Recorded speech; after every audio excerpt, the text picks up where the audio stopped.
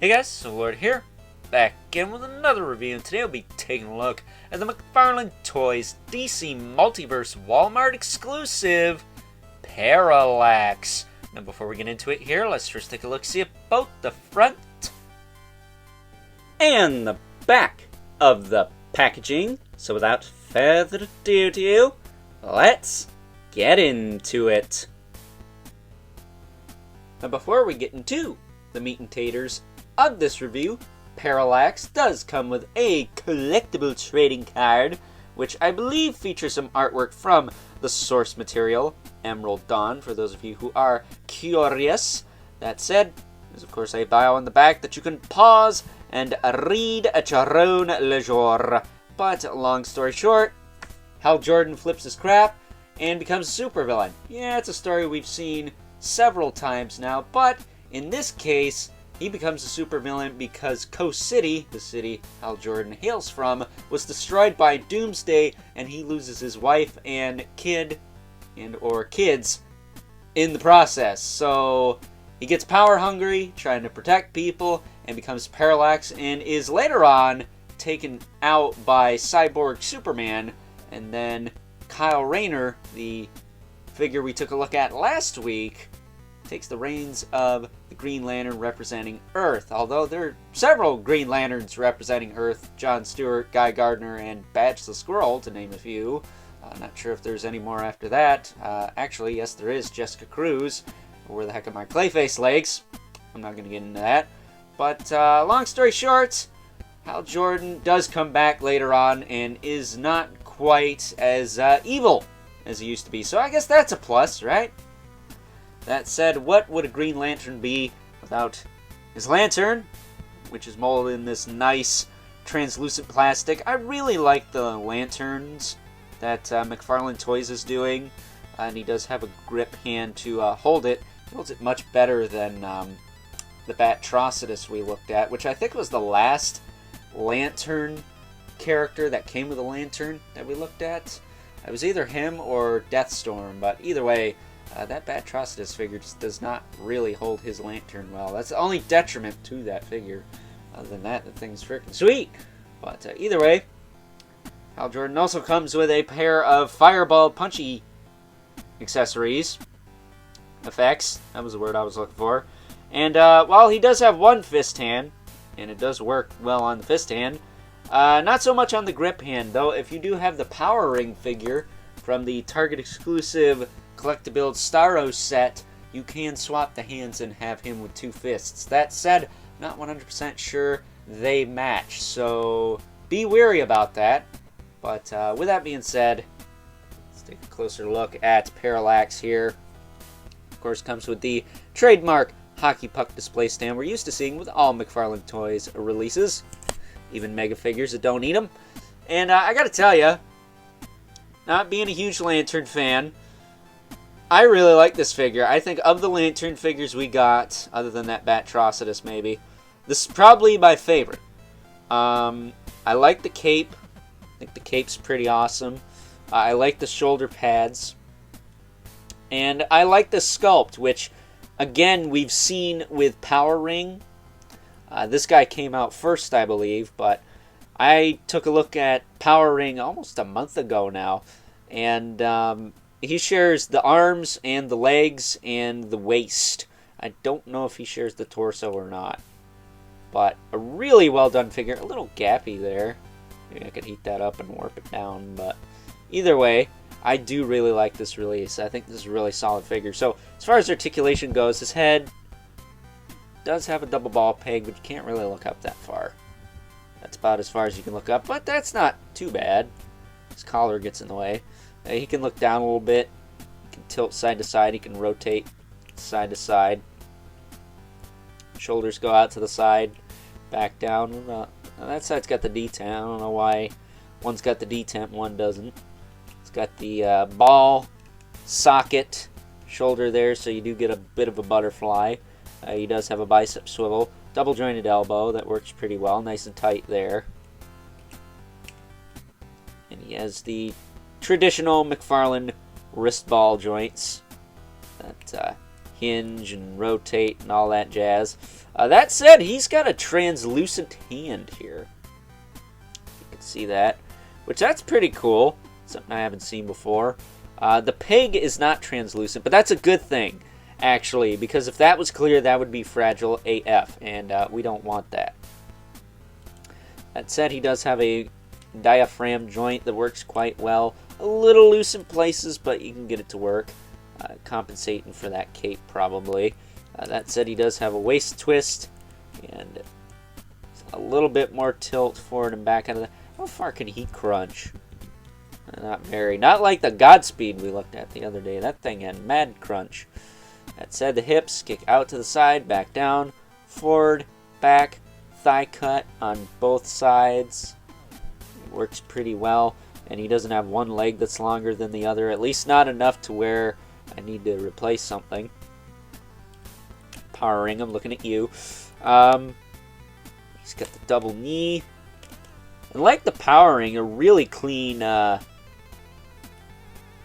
sculpt on this figure as far as the articulation is concerned. They did a good job cutting this guy right so his articulation doesn't hinder the aesthetic when posed. Again, bending this elbow here. Not too shabby. It's got a little gap there, but no gap here. Just a bit of a flat spot. So I'm quite happy with that. I think that's pretty well done. He does have the McFarlane ankle balls that do move forward and back. He's got the rotation, as well as the rocker and the toe joints, which are both, I think, tight and neutral. Yes, they are both tight in neutral. That is fan-freaking-tastic. A little loose in the ankles, though. Not gonna lie. A little loose in the ankles, a little loose in the torso. But overall, a really awesome figure. I know it's early for me to be saying that, but I do really like this figure, despite the fact that I am more of a Gotham City kid when it comes to DC. I love me some Batman, but I did not have a Parallax, and now I do. I don't think Mattel ever gave us this look. They gave us a bunch of stupid Lantern variants, like Blackest Night related ones that weren't zombies, but they never gave us Parallax, which is kind of stupid. They gave us Azrael Batman, but they didn't give us Parallax, so McFarlane's got a bit of an edge on him. They also gave us the Kyle Rayner in the black and white 90s attire, so I'm not quite sure why they never got around to this look. For Hal Jordan, maybe it was outside the budget, or maybe that was the excuse. We all know how big toy companies are with their budgets. They say they have a budget, but really, they have more than they're leading us on to have. I mean, seriously. Hasbro could give us a Ghost Rider wave, but let's face it. They're going to make up some excuse why they can't. My saltiness towards them aside, and my saltiness towards that Azrael Batman exclusive, like, why the heck can't I have that figure? Really? All the pleasuring I give to McFarlane on my channel, and I don't have that figure. The mind boggles. But either way, we do have Parallax here, and I didn't have to go to eBay to get him, which, screw you if you're a flipper. You suck. You make this a pain in the butt harder than it needs to be, man. You need money? Here's the solution. Get a real job. But that said, this is a great figure. I think it is probably my favorite Green Lantern figure, Power Ring, Kyle Rayners, or otherwise that we have in this line. I even like him more than the John Stewart Rebirth figure, which I thought was a really, really strong release, despite the fact it did not crack my top 10 last year. So, with that being said, before this review drags out any longer than it needs to, let's now move on and take a look at some size comparisons. First up, here is Parallax, alongside a couple other Green Lantern related characters we've taken a look at over the course of the past month here on my channel, so please check those videos out if you haven't already. Would really appreciate it if you did. But we of course have the Target exclusive Kyle Rayner in his, I believe, first appearance 90s attire, if I'm not mistaken, complete with samurai armor and katana sword, as well as Power Ring from the Target exclusive Collectabuild Starro and or Crime Syndicate set, who uses some of the same parts that Parallax has here. And as you can see, Parallax stands about neck and neck with these two, which I think makes perfect sense considering that Hal Jordan is not supposed to be Superman after all, even when he's all amped up like he is here. That said, eagle-eyed viewers of this channel may notice the little head swap I did on good old Kyle Rayner over there. I did exactly what I said I was going to do and swapped the Blackest Night smirky head on this more classic style figure because I think it suits him more. What do you guys think? And last but certainly not least, we have our two regulars, the Mythical Agents, Brother Mandibulus, the Spawn, who stands about neck and neck with good old Parallax here. So with that being said, time to wrap things up, some final thoughts.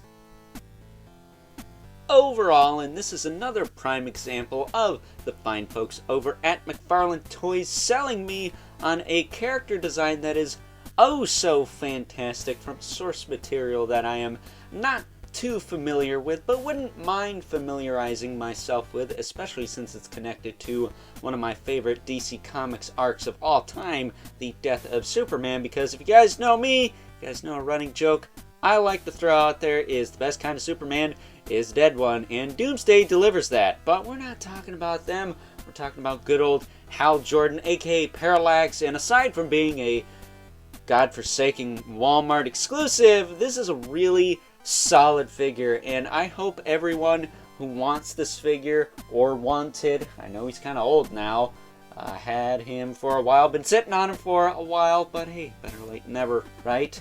But I hope everyone who wanted him was able to pick him up and didn't have to go on eBay to get him. I know there's some of you out there that did when he came out and afterwards, but I hope most people who wanted this figure were able to acquire him, because I know that I am still jonesing for a Consonic Azrael Batman from Nightfall, and that crap just looks like it's not going to happen. I don't know what the deal with that figure is, but keeping my fingers crossed that maybe BBTS gets him, but they charge $30 for these over there, so kind of hope to get him in a trade of some kind with somebody at some point.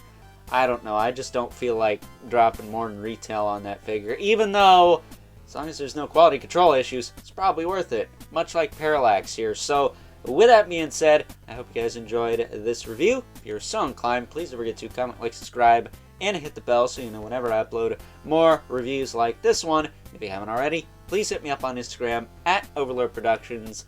As always, keep the comments civil, because the world sucks enough as it is, especially when exclusives don't make this hobby fun, man. What is the point? It just drives us all nuts. And until next time, I'll catch you guys later.